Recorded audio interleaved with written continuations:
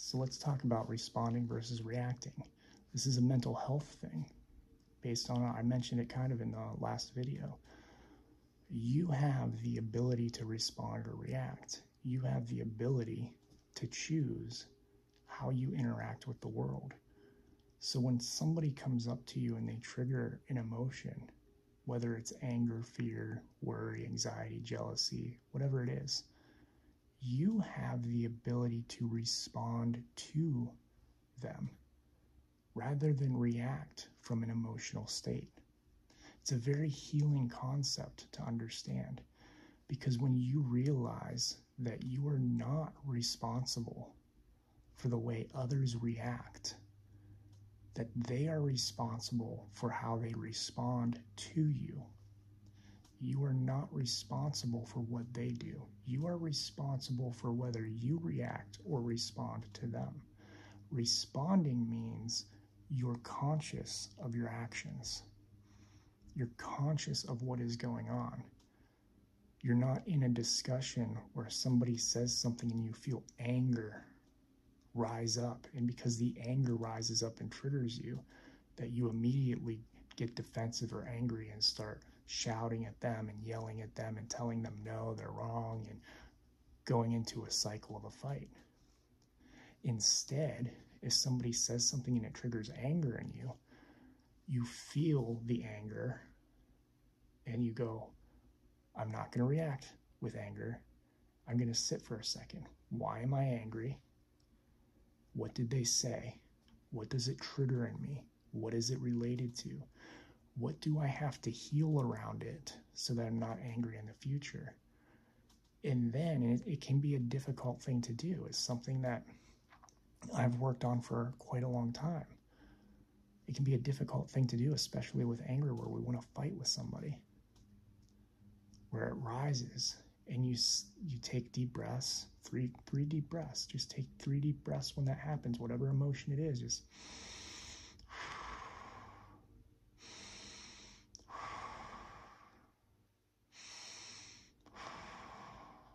and that helps clear the energy of the emotion. Understand the spiritual sigh. This is something that I had problems with in my past relationship. Anytime I would feel energy, especially energy coming from her day. She was surrounded, excuse me, surrounded by negative energy that she would bring home. Negative energy because of the reality that she lived in and the mental health state and the actions that she took that drew negative energy to her. She would bring that home, and when she'd come home, I would have, when I was around her, if I was talking to her and she'd say something, I would go, and I would sigh. It was taken as a sign of frustration, of anger, of irritation. A sigh is a release of energy. People react to them. I didn't know this until after I was out of the relationship and able to have friends again.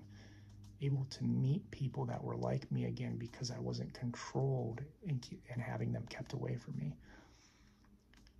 And just as a sidebar, if you're in a relationship where they're keeping friends from you, where they're telling them to stay away from you, where they're doing things of that nature, or telling you you can't have certain friends, that's not a healthy relationship. It's a toxic one, very toxic. I left my relationship and I started meeting people. And one of the people I met, one of my best friends now, when she's talking and we're working together, she does and sighs really deeply. And it took me a little while of watching her do that to realize it was releasing energy. And we talked about it, and we're like, yeah, we both do the same thing. And part of it was because when she would do that, it would trigger me. It would trigger me because of my ex. It would trigger me to go into an, oh my God, is she irritated or angry with me or something? And it was because of that past situation. I had to learn to respond and be like, okay, why am I triggered? Why is this happening? And then we talked about it. I opened up and said, this is going on. I do the same thing. What is it you're feeling? Because when I do it, I don't feel like I'm irritated or angry or frustrated. When I do it, I feel relief. It's releasing energy, sighing. So when you breathe in deeply, it centers you more. If you sigh in the moment, it centers you more. And it's a way of looking at your emotions and going, okay, this is the emotion I'm feeling. Anger, jealousy, fear, hate, anxiety, worry, greed, any emotion it can be. But in that moment, you recognize the emotion. And there are varieties of emotions. Let me touch on that for a minute. There is a thing such as anger, frustration, irritability. They're a spectrum. They are a spectrum of emotion. It's something my past relationship didn't understand when I would say I'm not angry. And I couldn't understand, why is this person?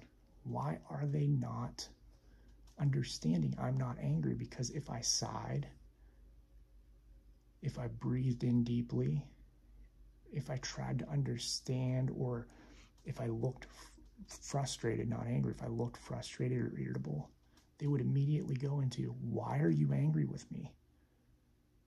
You can't be angry with me. Why are you angry with me? And go off and start yelling at me or get real aggressive in other ways. Why are you angry with me? They didn't understand it's a spectrum. Emotion is a spectrum. There are varying degrees. I've always told people, like, you've never seen me angry. I've been angry 3 or 4 times in my life that I know of. And when I am angry, the words that come out are sacred rage.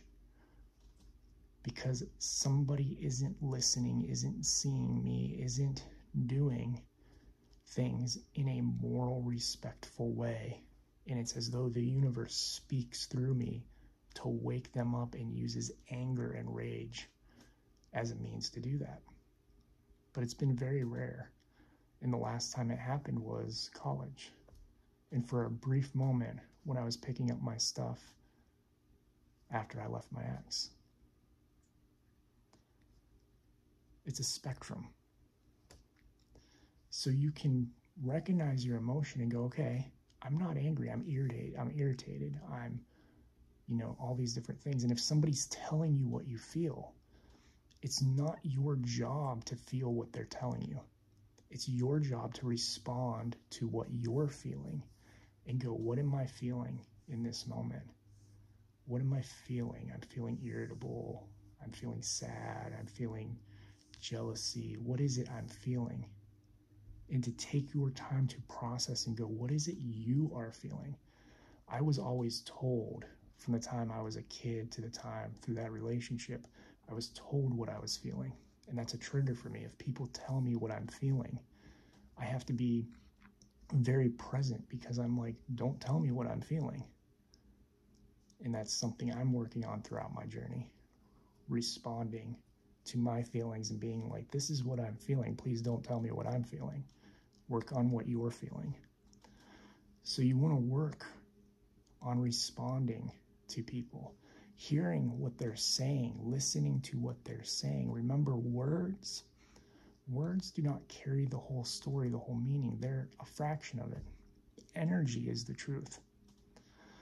They can say and use whatever words they want. It's the energy that's the truth. It's what they're feeling that's the truth. It's what you're feeling that's the truth. But when they say something, if it triggers you, recognize the emotion and say, I'm not going to react from that emotion. I'm going to learn from it.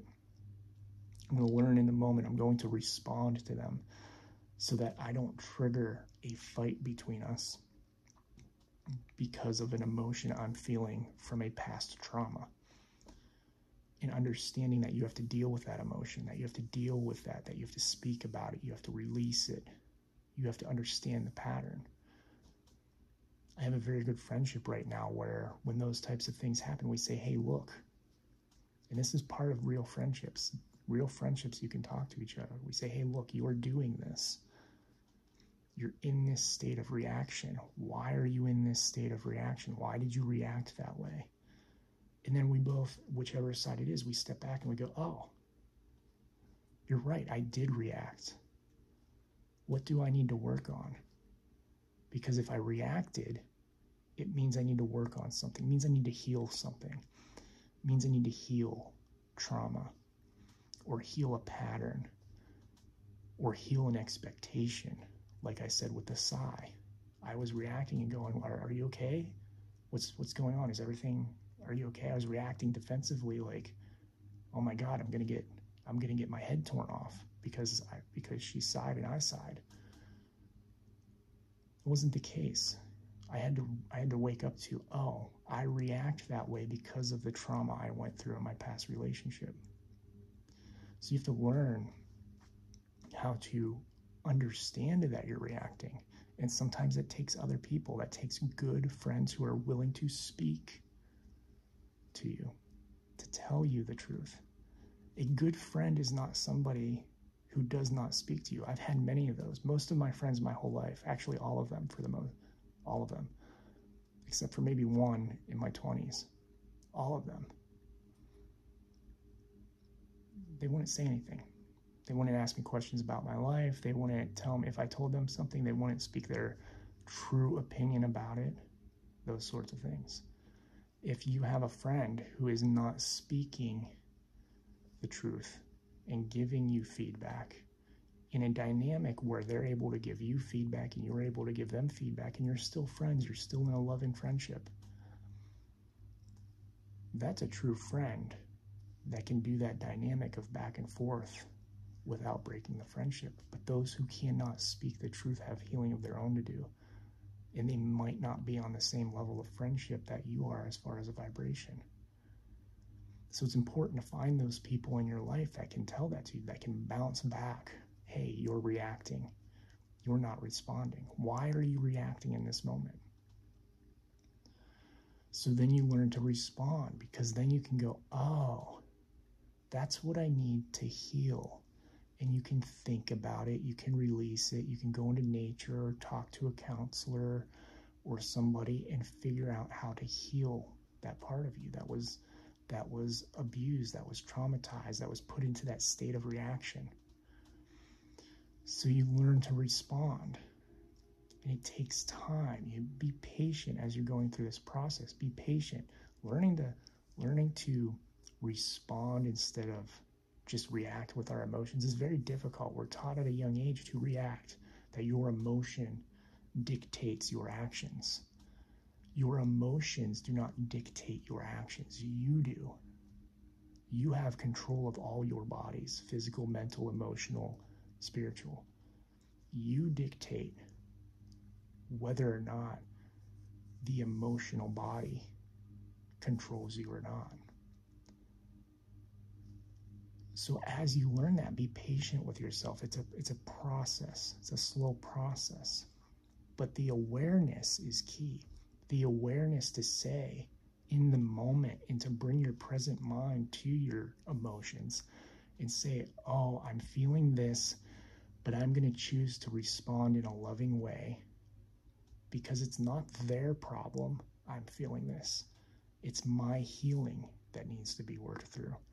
But also understanding that the way they're reacting is their responsibility. It's their responsibility to respond, and people will react to you. So you will say things. I say things a lot that trigger people. I say them with the love of my heart, but because of a word I use, because of the topic we're talking about, and many other things, they may respond, they may react based on their emotional reactions because they haven't healed that.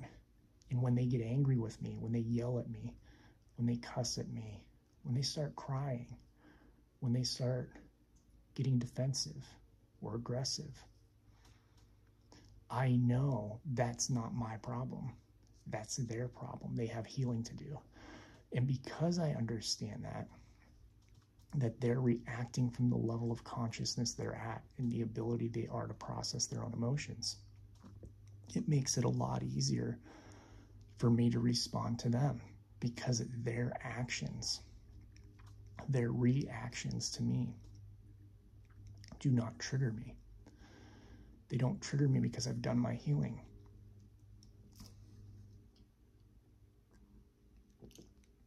I've done my healing, which means that me having the awareness that they are in a state of consciousness that does not allow them to understand reaction, or that they're still healing that, I can go, I can mentally think in my mind when they react to me with, say, anger. I can go, okay, why are they angry? Did I really do something? I go, no, I didn't do anything. I said it with love. I said it with purity of heart and soul. I did exactly what I was supposed to in the moment. That was, right, and not meant to create offense or whatever it was. So it's their reaction to me, which means I don't get emotional about it. I'll feel the emotion of their anger because I'm an empath. I can feel their emotions, and that's a whole nother topic of understanding another person's emotions are not your own, and to learn to feel, is the emotion yours, or are you feeling the energy they are pushing against you? Because that can trigger you into a reaction state. So if you're an empath, remember that. Is the anger yours, or is it theirs? Is the sadness yours, or is it theirs? And so when we learn to have that awareness and to respond instead of react, we can sit there and we can go, okay, I'm not emotional about this. They're getting angry. I'm feeling anger, but I'm really not angry about it. So the anger is theirs, which allows us to keep responding to them, allows us to keep responding in a way that's healthy, so that maybe we can plant seeds of, hey, why are you angry? Why are you emotional in this way? What do you need to heal? But it also allows us to be in a state where somebody is reacting and we can walk away. We can set our boundaries. In an earlier video, I've talked about the party that I used to go to a couple times a year, where there was a person there who stood up one day, around 30, 40 people, and told me no, no, no, in anger over a political topic, and would not let me finish the sentence, what if, to question what they were discussing, because I knew they were wrong and I knew other people needed to know it, but I'm not going to accuse them of being wrong. I'm not going to accuse people of being wrong, because that's going to trigger them into an angry state. But just the fact that I said, what if, that person knew I was going to wake people to the truth that they were wrong. So instead of letting me speak, instead of responding and understanding that you can have a dialogue of differences without getting emotional, without getting angry and aggressive, a dialogue of differences to see where the gray middle is, where everybody can meet. Or maybe one side is wrong. Maybe it's me, maybe it's them. Who's wrong? Who's in the middle? Who needs to shift their perspective? Instead of doing that, this person got up and angrily said no, to cut me off. 10 years ago, I would have punched him. 10 years ago, somebody did that to me, I would have gone right up and probably socked him. Maybe not socked him, but I would have been in a very aggressive state for shutting me down like that because of my father wounds. But in that moment, I was in a state of reaction and response. I was in a state where I knew this person's getting aggressive with me, and I was protecting my bubble. I was feeling the energy of others. I could feel the anger from this person, the hatred for me. They never liked me. We never liked each other, even though they were a centerpiece of these parties. We never liked each other, and it was part of the conflict because I was a light to their lies. So when they reacted, I was able to go, okay, take a minute. They sat down. And they start talking, and I go, okay, but what if? And I started again. I did it 3 or 4 times. I got shut down each time. I didn't get angry. I mean, I was frustrated, very frustrated, frustrated with the others at the party, frustrated with this person, frustrated with my partner who wasn't speaking up. Very frustrated.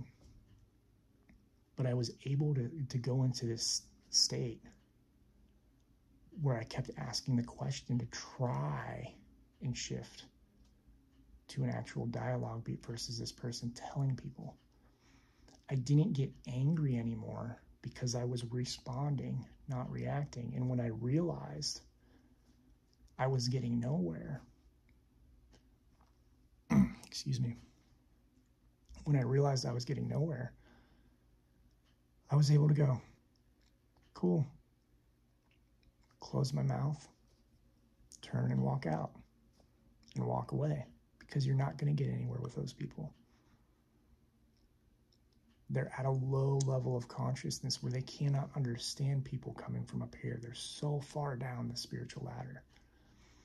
And it's part of the reason to learn to respond to your emotions. You know, there were a lot of angry spaces I was in my early 20s, in my teens, where I would get angry. A lot of people don't know this. I used to get into fights at school. I was the valedictorian. I was the smart kid. I was the kid who nobody saw fight. I was the kid who people didn't know other than the rumors of me fighting with my bullies. Bullies would press me and press me and press me, and then I'd actually fight with them. And the only reason nothing ever happened is because I was the good kid, and the teachers always knew. They always saw from the outside his response to them was actually legitimate because of the environment we were in and the bullying that I was receiving. My anger would get so intense that I could not control it anymore because of the bullies who were constantly bullying me all through high school until I got out into college. And even in college, I had bullies. I had bullies in college. Think about that for a second.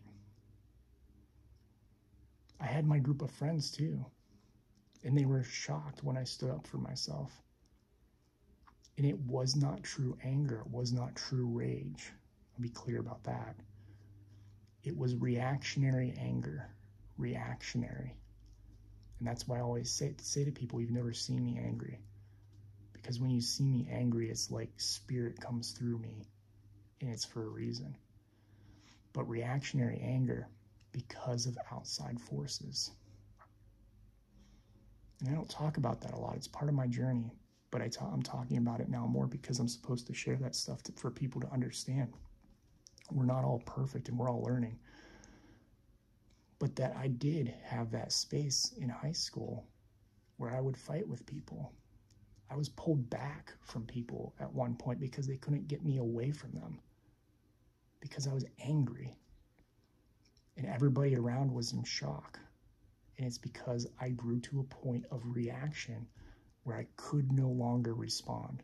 I could not hold my anger dormant. It had to release because I didn't know how to release it in a healthy way. I didn't know how to go into nature, how to do all these other things and release my anger. Otherwise, I would have never been in those spaces, even if they had bullied me. And that's the point of this story.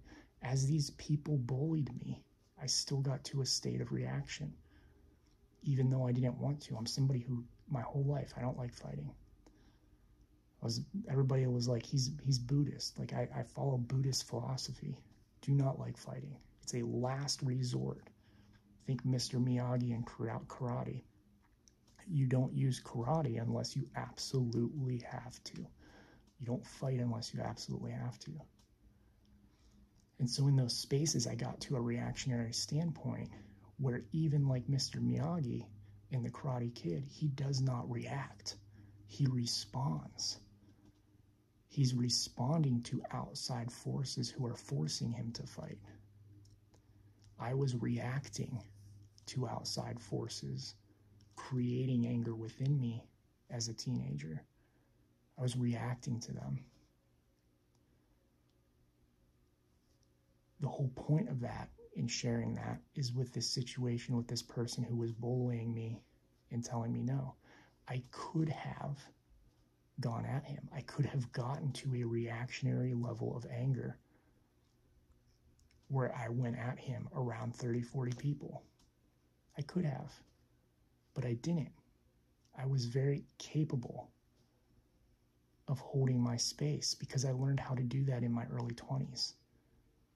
I learned through Buddhist philosophy, actually, through reading Buddhist principles, through meditating, through breathing.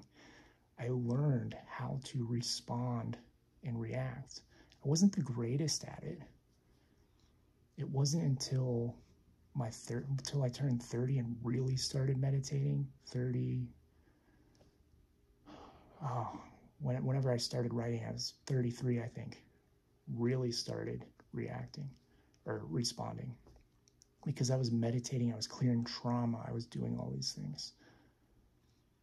Which is why when I was in my past relationship, if I sighed, I knew as soon as I sighed, I'd be like, oh, she's going to try and fight with me. You know, things of that nature. I knew how the reactions were going to play out, and I had reactions of my own still because they were reactions of, am I going to lose this relationship? Am I going to lose this person? It was always, am I going to lose this person because of this? Because I had been programmed for a long time, and that's a longer story. Again, I'll talk more about that for those of you who are trying to get out of those toxic relationships, but it was about responding and reacting and learning, hey, even if I'm angry, I can still respond. I can be Mr. Miyagi. I can have that sense of focus in mind where even though, yes, these outside forces are doing things, it's their responsibility. It's not mine. I'm responsible for my actions. I'm responsible for how I act and how I respond. And if I have an emotion, I need to recognize it. I need to recognize why it's happening. Is it mine or is it theirs? And if it's mine, what is it related to? What's the trauma? What's the healing I need to do to work through it? What do I need to do to continue the journey of healing, to work through and raise my vibration?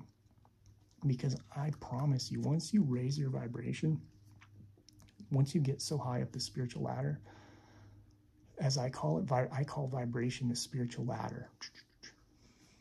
Everybody can have gifts.